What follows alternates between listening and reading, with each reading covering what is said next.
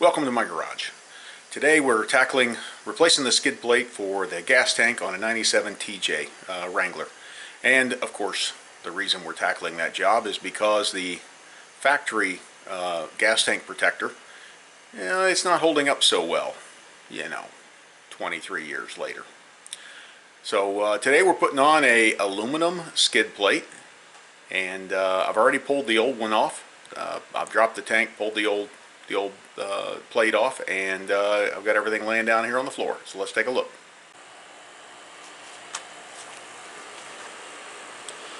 So there's the factory gas tank protector that was underneath the TJ, and as you can see, it has a little custom drain hole in it here that nature put in there for me, and then it has a little divot here in the bottom where apparently I bashed something pretty solid. I'm thankful that I bashed it out there on the corner and not down here in the center where the fuel pump extension is, because that would have been really bad for me.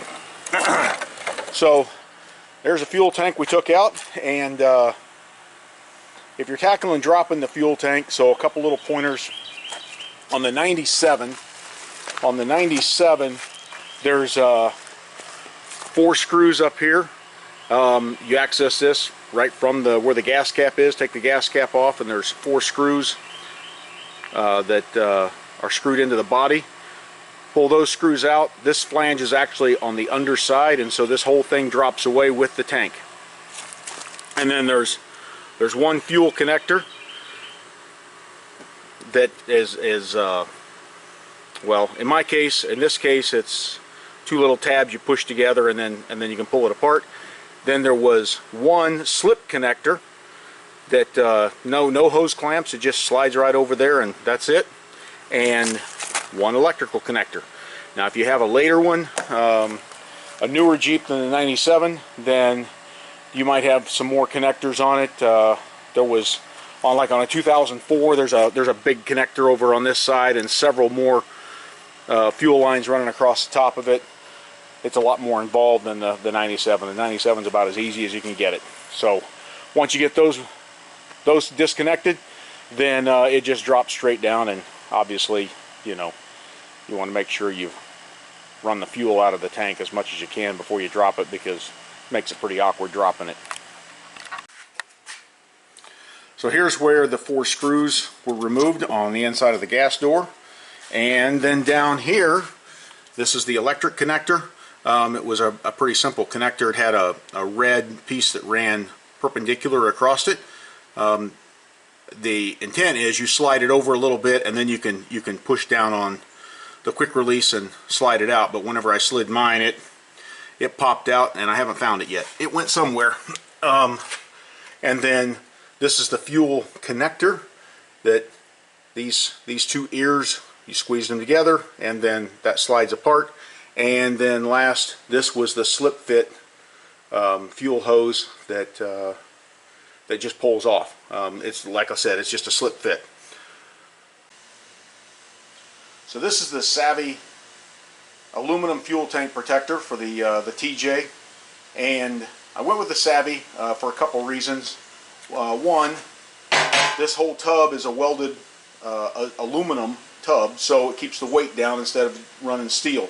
So this whole assembly weighs like 32 pounds.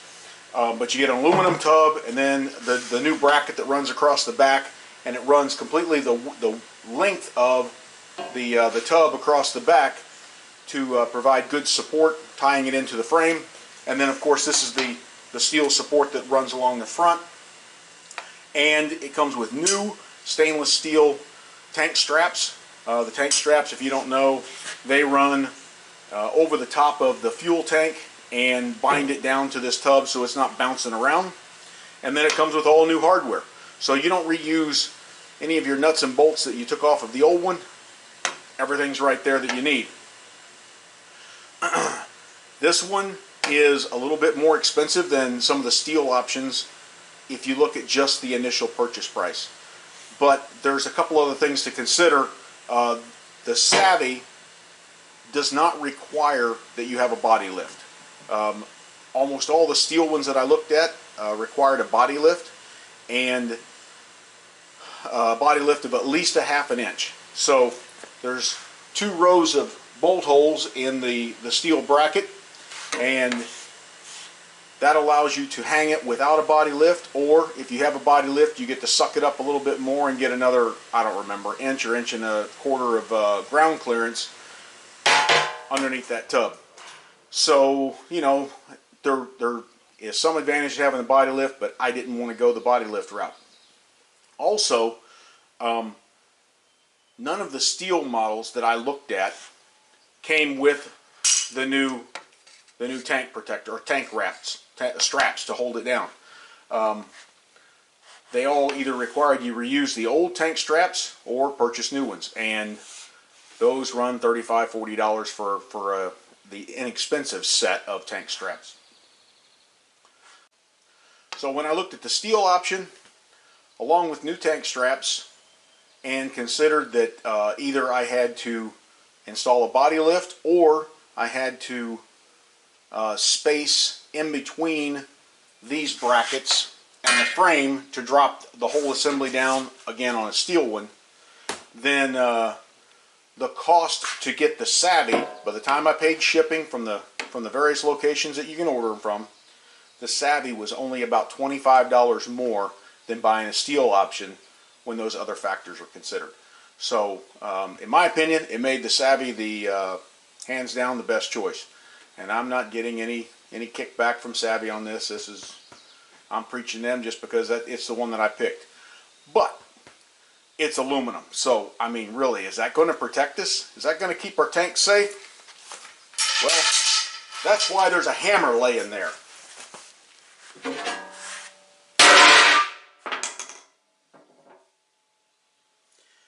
You can't even tell where I hit it, other than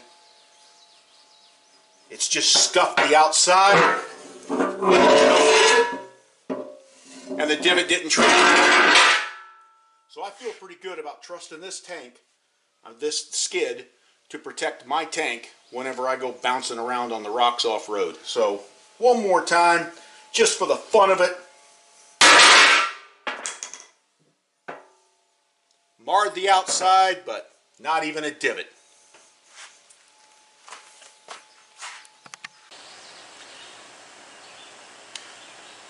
So here we have the Savvy gas tank skid plate assembled. It's ready to receive the gas tank. As I mentioned earlier, there's 2 rows of bolt holes. I do not have the body lift installed, so I'm using the lower set of bolt holes, dropping the tank down. It looks like it's about an inch between, inch and a quarter between the center line of the 2 holes. So I'm yielding a little bit of ground clearance because I don't want to put in a body lift. But it's pretty straightforward. All the hardware, like I said, is included. It's just these are bolts with the square shank on them, so they drop into the square knocked out holes, and then you run the nut in on the back side with an impact, and bam, you're done. So it's ready to drop the tank in. I've already tried to dry fit, and it's snug. I think you could probably even get away, I'm not suggesting that you do, but you could get away without hooking these up, because that tank is a snug fit once you drop it in, and then when you add some fuel to it, I don't think it's going to go anywhere. But we will, of course, go ahead and attach the gas tank hold down straps just to make sure everything's correct. So, like I said, this is going to be snug going in, but you'll see it drop in.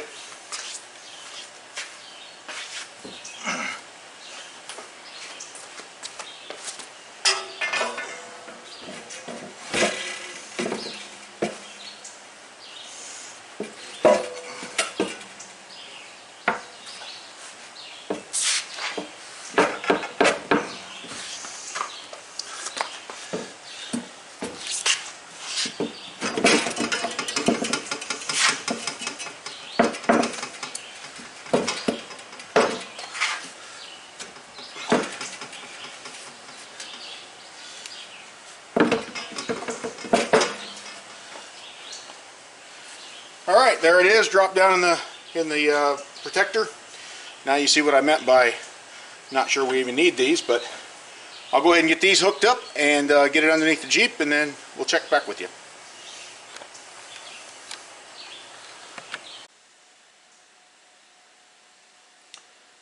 So there it is, our fuel tank inside the new aluminum tank skid. It's up on a jack and it's ready to go in the hole. So over here, I put a bag over the fuel filler just so I don't get junk down in there, and made sure that my fuel line and my electrical connections are down here out of the way where they won't get caught on stuff as it's being raised up into position. So if you'd like to know, we're using a jack, and that's a cross beam actually from Harbor Freight that the intent is being able to lift up a vehicle on one side of the vehicle, or the entire rear end or the entire front end. I don't recommend it. That beam was like $45, and I'm not too pleased with it. I've modified it to try to make it better, and I'm not too pleased with it. So anyway, I don't recommend it. However, it's going to be pretty handy here. I've got a piece of plywood attached to it, which supports the tank, so I'm not trying to balance the tank. It's actually held in place because the plywood's bolted down to the jack. So that makes it pretty easy to get this tank up in there, or easier than it would be otherwise. So set the camera down over here and we'll get at it.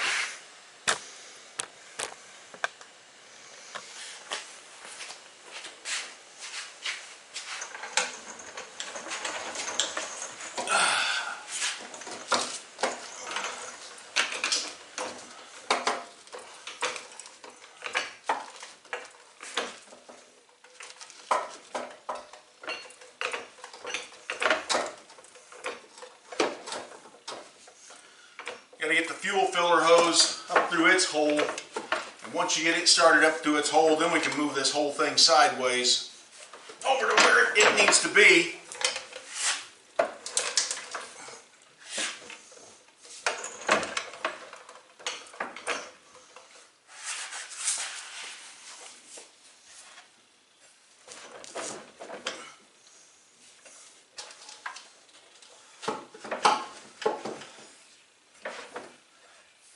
This would be easier if you had a friend, but I'm short on those today. Doing this by myself.